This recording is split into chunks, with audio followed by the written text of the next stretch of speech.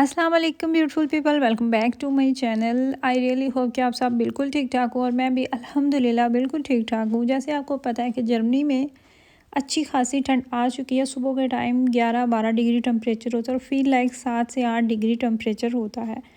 तो इसीलिए जो रातें हैं वो हो गई हैं लंबी और दिन जो है ना वो काफ़ी छोटे हो चुके हैं। मेरे उठने से पहले, यानी उठ तो मैं जल्दी ही जाती हूँ, लेकिन नमाज से फ़ारिग होते होते बच्चे जो होते हैं ना वो स्कूल के लिए रेडी हो चुके होते हैं, क्योंकि अब नमाज का टाइम 7:30 बजे तक चला गया है। खैर, मैंने जो ड्यूटी अपने बच्चों की लगाई हुई है, दोनों बड़े बेटों की, डिश वॉशर एक दिन एक क्लीन करता है, एक दिन दूसरा क्लीन करता है। और इन्होंने क्या किया हुआ है कि अपनी सहूलत के लिए, हमारा आपस में रौला ना पड़े, एक लिस्ट बना के स्कैन करके उसको इन्होंने किचन में सेट किया हुआ है। अब राज की बारी कब है, मेराज की बारी कब है। सच बताओ ना तो मेरी जो सबसे बड़ी हेल्पर है ना, जो मेरी सबसे बड़ी सहूलत है मुझे अल्लाह ताला ने दी है, इसका मैं जितना शुक्र अदा करूँ अल्लाह का कम है इस चीज़ के लिए, और वो है डिश वॉशर। जितनी भी मेहमान आ जाएं, इतनी आसानी से डिश वॉशर के सर पे हम इतनी इतनी दावतें कर लेते हैं, इतने इतने खाने बना लेते हैं, क्योंकि आधा काम होता है आपका किचन का खाने बनाना, कुकिंग करना, और आधा जो काम होता है वो होता है बर्तन वॉश करना। आपको पता है कि बर्तनों को वैसे ही इतनी उनमें बरकत होती है कि बढ़ते जाते हैं, और फिर जब आ जाए मेहमान तो फिर तो यूँ कह लें कि एक बंदा प्रॉपर सिंक पे खड़ा हो जो बर्तन वॉश कर रहा हो, तो तब जाके आपका काम जो है ना वो आपको निपटता है। मैं वो जो सब सोचती हूँ ना, तो मुझे वो बड़ी सहूलत महसूस होती है, क्योंकि इटली में एक लंबा अरसा गुजारा है तो वहाँ पे नहीं था डिश वॉशर। कुछ कुछ घरों में वहाँ पे भी है सहूलत, लेकिन वहाँ पे इतना आम नहीं है जितना जर्मनी में है। अब तो खैर पाकिस्तान में भी मैंने देखा है काफ़ी फैमिलीज़ ने डिश वॉशर रखे हुए हैं। तो वो वाला टाइम जब याद आता है ना, तो फिर अल्लाह का शुक्र ही अदा करते हैं कि शुक्र है यहाँ पे कुछ तो सहूलत हुई है। प्लस फिर आपके हाथ जो एक्स्ट्रा ड्राई हो जाते हैं, जैसे यहाँ की आबो हवा तो वैसे ही ड्राई है, आपकी जो ऑयली स्किन होती है वो भी ड्राई में आके तब्दील हो जाती है। तो इसीलिए फिर आपके हाथ जो होते हैं वो भी ड्राई रहते हैं, बार बार वॉश करने की वजह से, गीली होने की वजह से फिर आपको अपने हाथों पे मुसलसल कोई ना कोई मॉइस्चराइज़र अप्लाई करके रखना होता है। तो ये जो सारे सीन है ना, ये चलते ही रहती हैं। डिश वॉशर की सहूलत के बाद जो मेरी और हेल्प हो जाती है ना, वो है मेरे बेटे। माशाल्लाह से उनकी बारियां, जैसे मैंने आपको बताया कि सेट की हुई हैं, एक दिन एक अपना जो डिश वॉशर में से बर्तन सारे निकाल के रखते हैं एक दूसरे दिन, तो इससे मुझे काफ़ी ज़्यादा सहूलत हो जाती है। वीकेंड पे लेट उठते हैं तो फिर मैं इनको तंग नहीं करती, मैं ख़ुद ही कर लेती हूँ एक दिन, वरना तो कितनी दफ़ा ऐसा होता है कि वीकेंड पे भी यही कर देते हैं। इसके अलावा इनके जो बेड होते हैं, बिस्तर, वो भी इनकी मैंने ड्यूटी लगाई हुई है कि आपने अपना जो बिस्तर है ना वो तय करके जाना है, अपना कमरा जो है ना उसको आपने क्लीन रखना है। कभी कर देते हैं, कभी नहीं करते, तो मैं भी फिर फोर्स नहीं करती, क्योंकि अब राश ने सुबह के सुबह स्कूल जाना होता है। 6:30 बजे तक वो जागता है, रेडी होता है, और 7 बजे से पहले वो अपने स्कूल के लिए निकल जाता है। इसके बाद मिराज की बारी आती है और वो 7:30 बजे तक अपने स्कूल के लिए निकल जाता है। 8:15 पे उसका स्कूल का टाइम स्टार्ट होता है, तो 8 बजे सब बच्चों ने क्लास में होना होता है, तो कुछ टाइम वो पहले ही चला जाता है, 5-10 मिनट रास्ते में लग जाते हैं, तो खैर टाइम से पहले जाना ही बेहतर होता है। उसके बाद आ जाती है ज़ावियार की बारी, तो ज़ावियार को भी 8:30 बजे तक उसके प्ले स्कूल पहुंचा देते हैं, और इस टाइम पे घर में बचते हैं सिर्फ मैं और मेरे हस्बैंड। बच्चे जब चले जाते हैं तो फिर हमारा नाश्ता चल रहा होता है। शामी कबाब मैंने बनाए हुए थे, तो एक मैंने शामी कबाब लिया, उसके मैंने छोटे छोटे से पीसेस किए, उसमें ब्लैक पेपर मज़ीद ऐड की, और चीज़ जो है ना उसके मैंने स्लाइसेस छोटे छोटे कट करके डाले।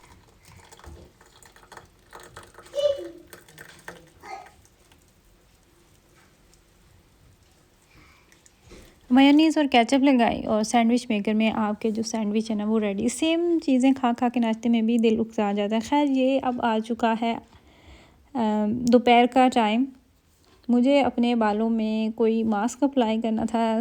जो बाल है ना वो एक्स्ट्रा किस्म के ड्राई हो चुके हैं, और वैसे भी मैं कोशिश करती हूँ कि वीक में ज़्यादा बार नहीं तो एक दफ़ा कम से कम मैं इस तरह का कुछ ज़रूर अप्लाई करूँ जो कि बालों के लिए अच्छा हो। तो जैसे ही आप ये सोचते हैं ना कि आपके बालों के लिए कुछ अच्छा हो, तो ऐसी सिचुएशन में जो सबसे पहले चीज़ आती है ना बालों के लिए, वो तो आता है माइंड में अंडा, और उसके अलावा जो चीज़ आती है माइंड में वो है चावल। चावल अगर आपने भिगो के रखे हैं तो उनका पानी यूज़ करें, और मैं यहाँ पे चावल मैंने बॉयल किए थे, तो जो बॉयल चावलों से पानी निकलता है ना, उस पानी को मैंने साइड पे रखा हुआ था सिर्फ इसी चीज़ के लिए। तो मज़ीद उस पानी को मैंने इस तरीके से छान लिया ताकि इसमें जो छोटे छोटे चावल के दाने हैं वो भी निकल जाएँ। तो 2 मैंने अंडे लिए, इनको अब अच्छे तरीके से हम मिक्स करेंगे और फिर हम अपने बालों पे अप्लाई कर लेंगे। आप चाहें तो आप हनी भी डाल सकते हैं, वैसे ड्राई बालों के लिए हनी जो है ना वो भी बेस्ट होती है। और अगर आप चाहें तो सिर्फ अंडे की जर्दी भी ले सकते हैं, लेकिन मैंने पूरे अंडे 2 ले लिए। यही सेम मास्क मैं लगाऊंगी अपने बालों पे और यही सेम मास्क मैं अप्लाई कर लूँगी अपने फेस पे, क्योंकि फेस के लिए भी एग जो है ना वो बहुत बहुत अच्छा होता है। और चावल का आटा आप यूज़ कर लें, चावल का पानी आप यूज़ कर रहे हैं या इस तरीके से बॉयल्ड चावलों का पानी आप यूज़ कर रहे हैं, तो ये भी आपकी स्किन के लिए बहुत ही अच्छा होता है। और इस तरह के जो मास्क होते हैं ना वो आपको इंस्टेंट रिज़ल्ट देते हैं। आपका जो कलर होता है फेस का वो भी आपको लाइट लग रहा होता है, मतलब यूज़ करने के फ़ौरन बाद ही। और आपकी स्किन इतनी सॉफ्ट, इतनी वो नर्म हो जाती है ना कि आपको महसूस होता है। खैर जब से मैंने ये वाला अब एप्लीकेटर लिया है मेरी तो ज़िंदगी आसान हो चुकी है। ये मैंने ऑनलाइन ऑर्डर किया था, तो पहले जब भी मैं कोई भी इस तरह का मास्क लगाती थी ना तो इतना ज़्यादा मेस हो जाता था, इधर उधर कतरे भी गिर रहे होते थे, सारा कुछ होता था, कपड़े भी गंदे होते थे। तो इससे अब ये फ़ायदा हुआ है कि पूरे बालों में इवनली अप्लाई हो जाता है, बहुत ही आसान होता है, ना हाथ गंदे होते हैं ना ही कोई एक्स्ट्रा मेस बनता है। खैर मास्क हमने बालों में अप्लाई कर लिया और कम से कम आपने 1 घंटा जो है ना वो तो ज़रूरी लगा के रखना है। 1 घंटे के बाद आप अपने बालों को ठंडे पानी से वॉश कर लें।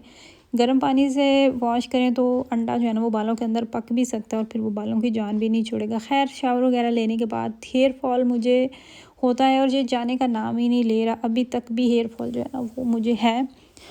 जब भी शावर लेती हूँ तो बाल इधर उधर बिखर जाते हैं, गिर जाते हैं, तो वो देख देख के मुझे फिर उलझन होती रहती है। तो मैं जब भी शावर लेती हूँ ना उसके बाद तो मैंने मस्ट पूरे घर से एक दफ़ा वैक्यूम लगा के सफाई करना होती है ताकि घर जो है ना वो अच्छे से क्लीन हो जाए।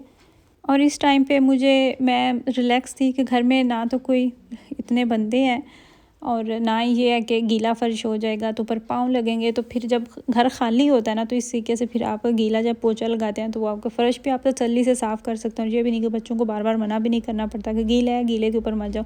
खैर मैं आप लोगों से बात कर रही थी कि मुझे हेयर फॉल हो रहा है, तो इसके लिए मैंने सामान सारा इकट्ठा किया हुआ है, बस सुस्ती की हुई है। हो सकता है आने वाले दिनों में मैं आप लोगों के साथ एक बहुत ही ज़बरदस्त हेयर ऑयल की रेमेडी शेयर करूँ। मैं अपने लिए बना रही हूँ एक ऑयल जो कि मैं पहले भी बनाती रहती हूँ, लेकिन इस दफ़ा मैंने थोड़ा सा चेंज किया। मैंने मज़ीद भी चीज़ें लेके रखी हुई हैं जो कि हेयर फॉल के लिए ज़बरदस्त है। आपके नए बाल उगाएगा, आपके बाल अगर पतले हो चुके हैं तो थिक हो जाएंगे, आपके बालों को लंबा भी करेगा। तो देखते हैं फिर अल्लाह मुझे हिदायत देंगे मैं आने वाला जो नेक्स्ट ब्लॉग है ना उसमें आप लोगों के साथ वही रेसिपी शेयर कर दूँ, क्योंकि मेरे अपने बाल जो है ना वो भी अब चीख चीख के मुझे कह रहे हैं कि हमारा कुछ करो। अगर जो आपके बाल हद से ज़्यादा गिर रहे हैं, जो कि नॉर्मल चीज़ बिल्कुल भी नहीं है, तो उसका जो सबसे पहला और बेस्ट स्टेप है ना, अपने डॉक्टर के पास जाएँ, अपना ब्लड चेक करवाएं और डॉक्टर से पूछें कि किस विटामिन की डेफिशिएंसी है आपको। आयरन की कमी से भी बाल झड़ते हैं, विटामिन डी की कमी से भी बाल झड़ते हैं, थायराइड हो तो भी आपके बाल झड़ते हैं, बहुत सी चीज़ें होती हैं जिनकी वजह से बाल झड़ते हैं। तो वो सारी चीज़ें आप पूरी करें मेरी तरह। मुझे अब तकरीबन 2 माह हो चुके हैं मुसलसल मैं मल्टीविटामिन खा रही हूँ, लेकिन इसके बावजूद मेरे बाल नहीं रुक रहे। तो मेरे बालों को अब एक अच्छे से ऑयल की ज़रूरत है। हेयर फॉल को अगर रोकना हो ना तो उसके लिए भी जो सबसे पहली चीज़ आती है माइंड में वो होता है प्याज का पानी, प्याज का रस, जो कि हर दफ़ा फ्रेश बना के हर दफ़ा फ्रेश प्याज का पानी निकाल के लगाना बिल्कुल भी आसान नहीं है और बंदा सुस्ती भी कर देता है। कभी तो आप लगा लेते हैं, 2 दफ़ा लगाएंगे, 3 दफ़ा फिर बंदा छोड़ देता है। तो इसी चीज़ का हल जो है ना वो मैं आप लोगों के साथ शेयर करूँगी। ये थी मेरी आज की वीडियो। आई होप कि आपको मेरी वीडियो अच्छी लगी हो। अपनी फैमिली का ख्याल रखिएगा, मुझे मेरी फैमिली को दुआ में याद रखिएगा। बात होगी इंशाल्लाह ताला नेक्स्ट वीडियो में। अल्लाह हाफिज़।